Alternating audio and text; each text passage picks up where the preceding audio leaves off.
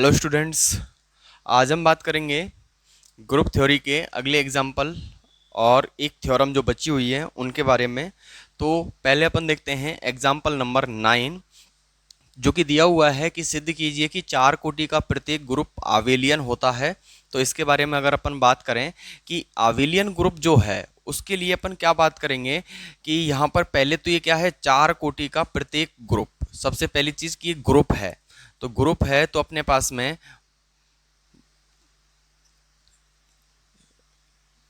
चार कोटि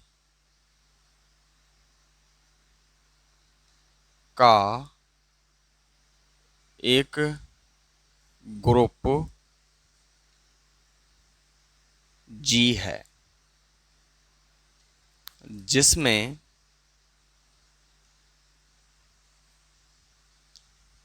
जी is equal two elements लेंगे तो चार एलिमेंट अपन लेंगे इसमें।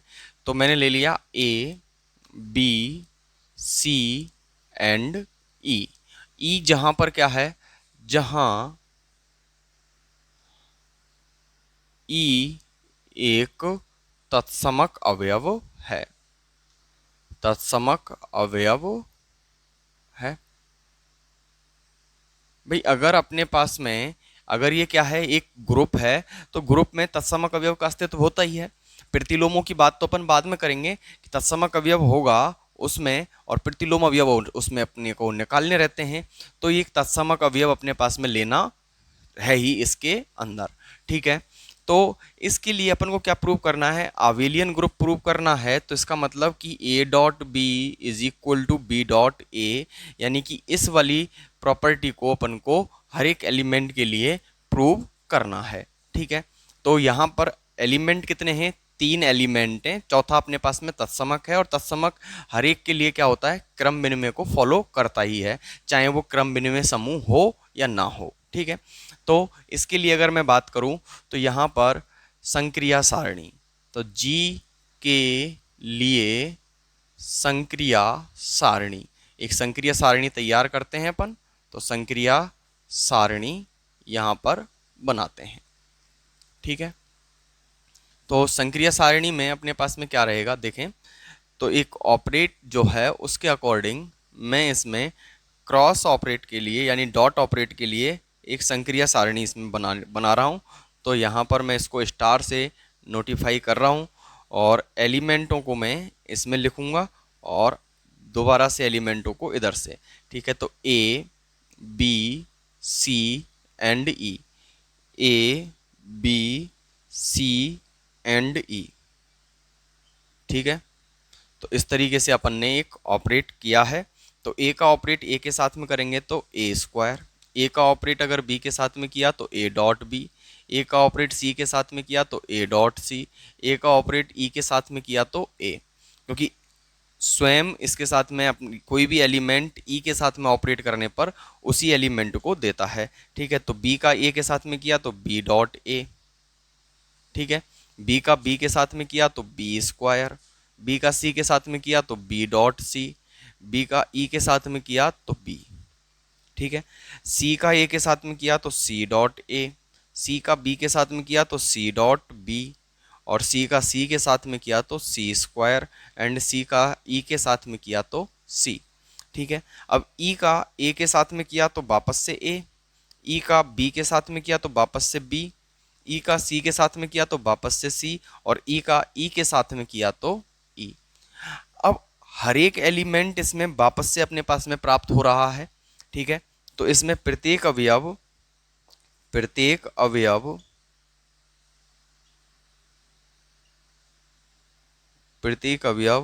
संक्रिया सारणी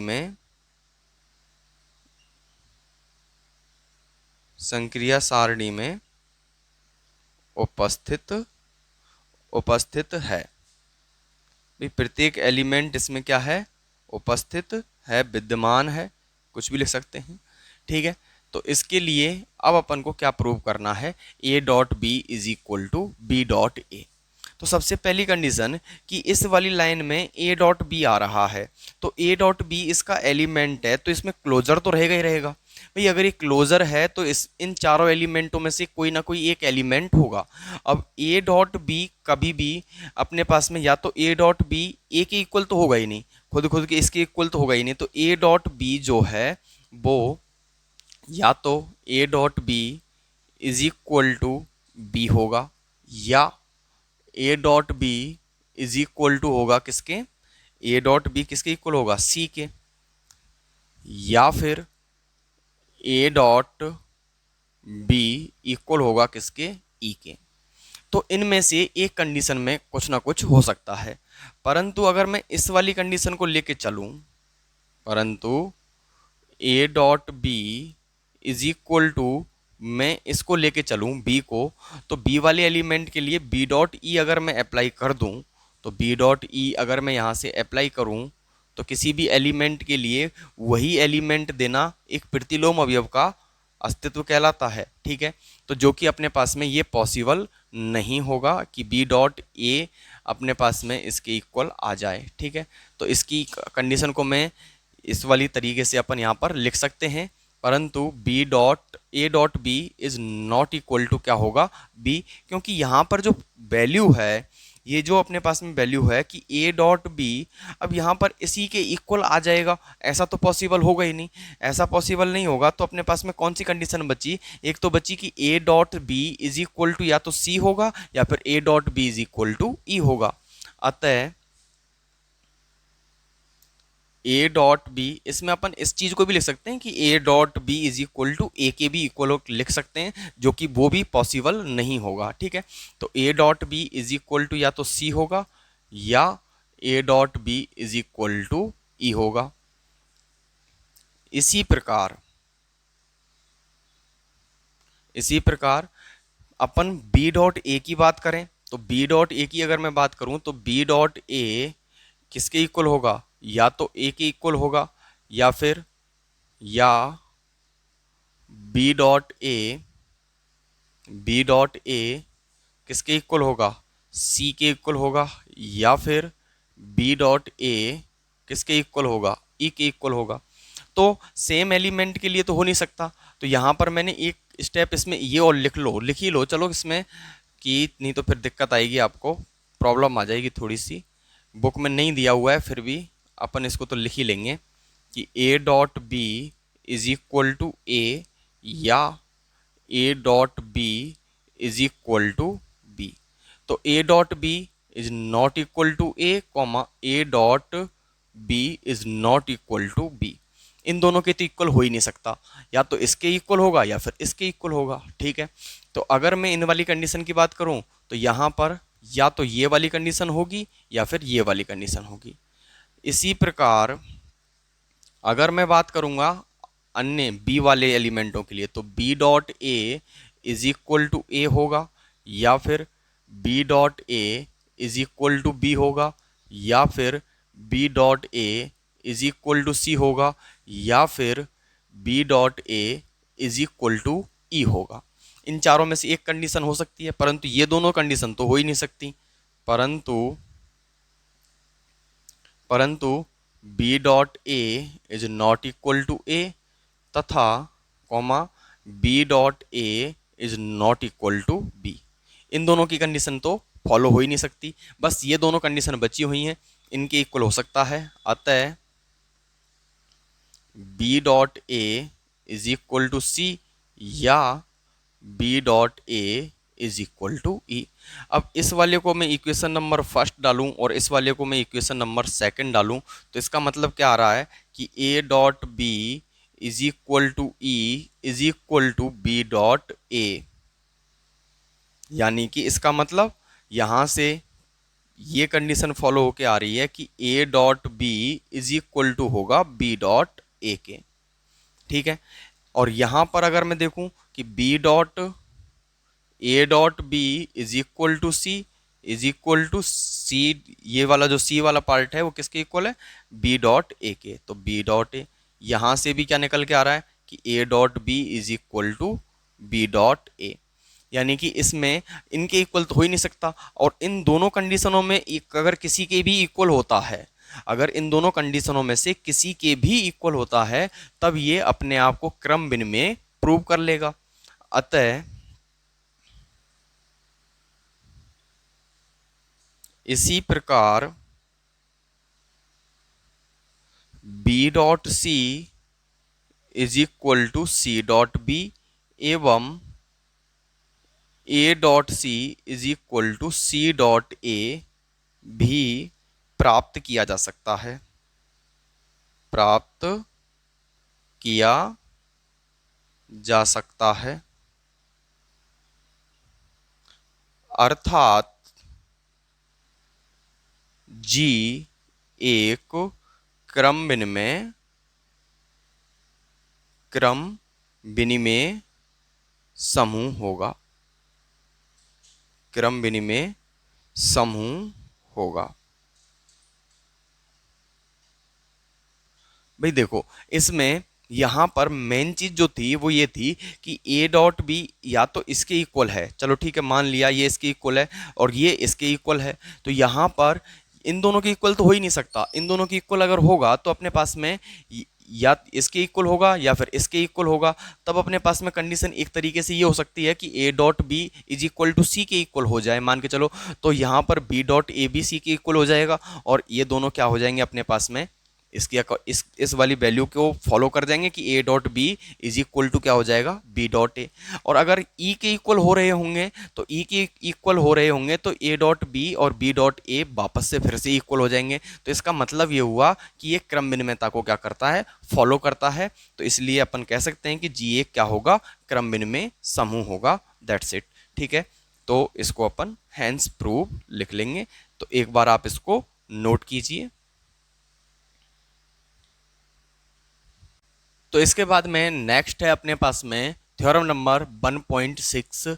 1.6 में अपने पास में दिया हुआ है यदि किसी ग्रुप G में अवयव A की कोटि n हो तो A की पावर P की कोटि भी n होगी यदि P और n सापेक्षिक अभाज्य हैं तो।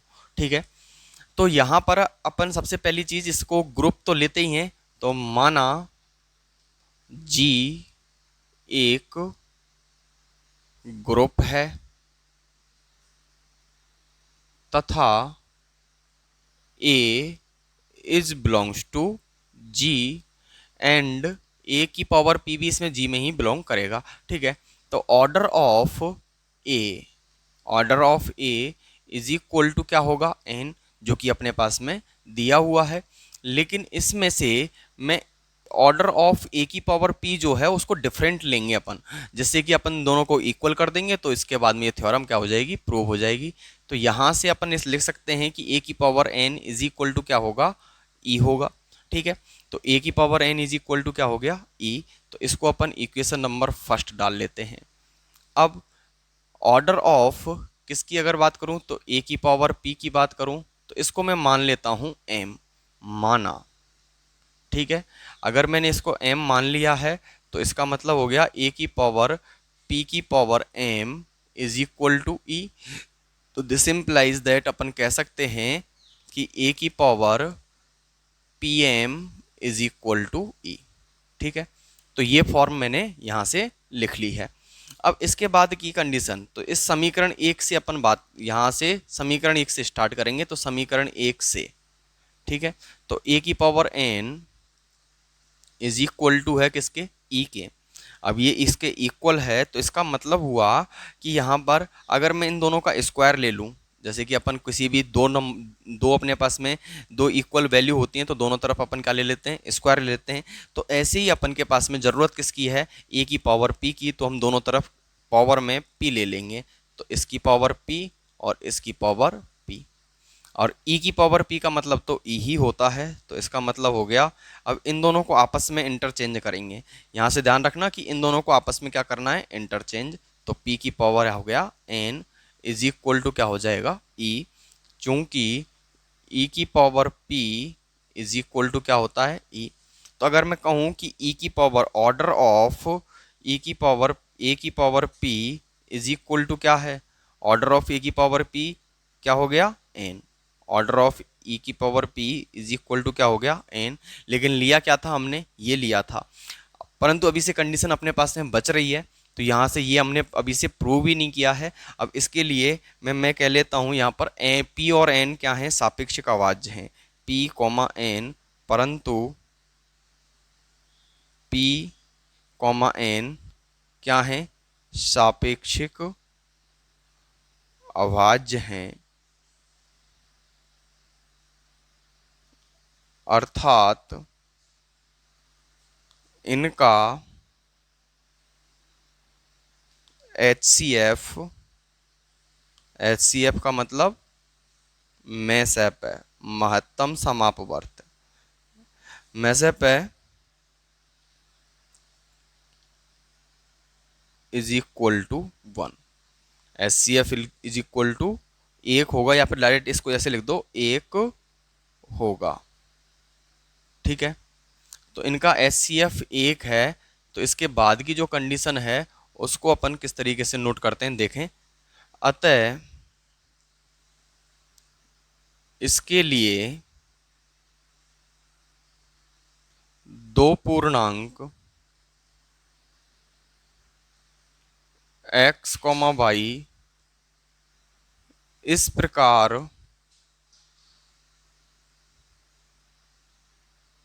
होंगे कि px plus N Y is equal to 0, px plus N Y is equal to 1, 0 नहीं 1, क्योंकि इनका HCF क्या है, 1 है।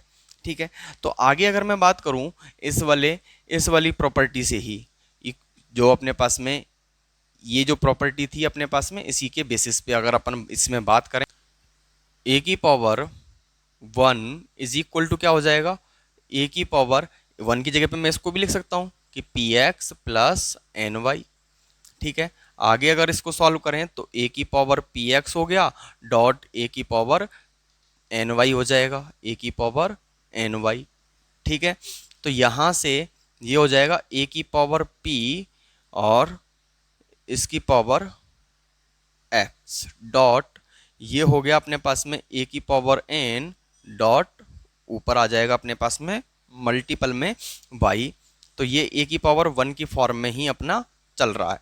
तो आगे अगर मैं बात करूं तो a की पावर n किसके इक्वल था, a की पावर n e के इक्वल था, तो a की power 1 is equal to a की पावर p, और ये हो गया x इंटू, या फिर px ही रहने दो इसको, इंटू इसकी वैल्यू तो आ गई अपने पास में e, और e की पावर y।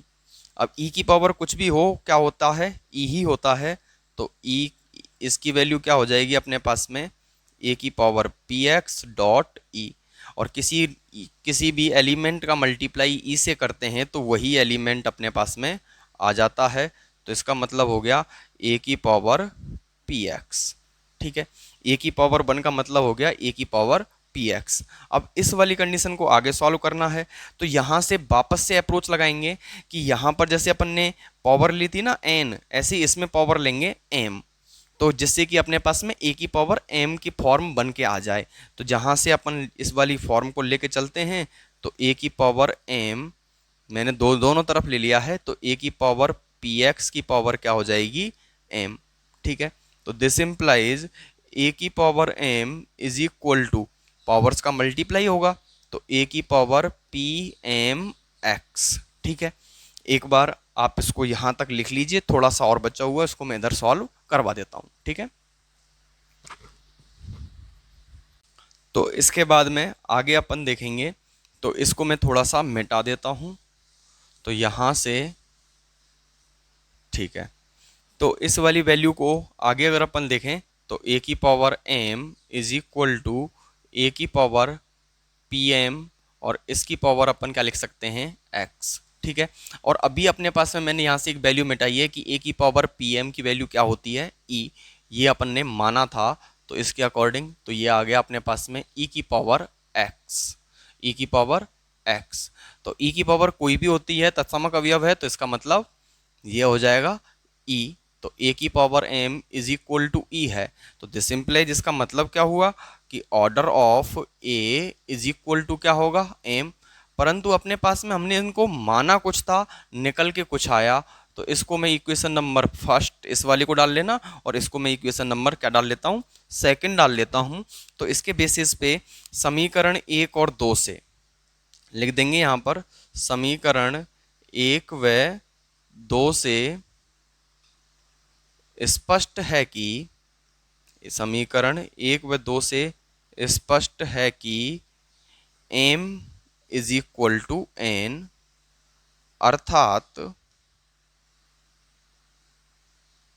अर्थात अवयव A की कोटि, अवयव A की कोटि A की पावर P की कोटि के समान होगी, हैंस प्रूव्ड। ठीक है, तो बस यही अपन को क्या करना था, प्रूव करना था इसी के लिए। ठीक है, और ये अपने पास में इस तरीके से अपन ने प्रूव कर लिया। तो एक बार आप इसको लिख लीजिए। ठीक है, तो यहाँ से अपन ने इस वाली वैल्यूज को इनको प्रूव किया है। अब अपन ये जो ग्रुप थ्योरी जो है अपने पास में पूरी तरीके से फर्स्ट जो चैप्टर है वो कंप्लीट हो जाता है। इसके बाद के जो क्वेश्चंस वगैरह हैं उनको आप सॉल्व करने की कोशिश करना। ठीक है, तो फिर मिलते हैं नेक्स्ट वीडियो में नेक्स्ट चैप्टर के साथ। तब तक के लिए बाय बाय, थैंक यू।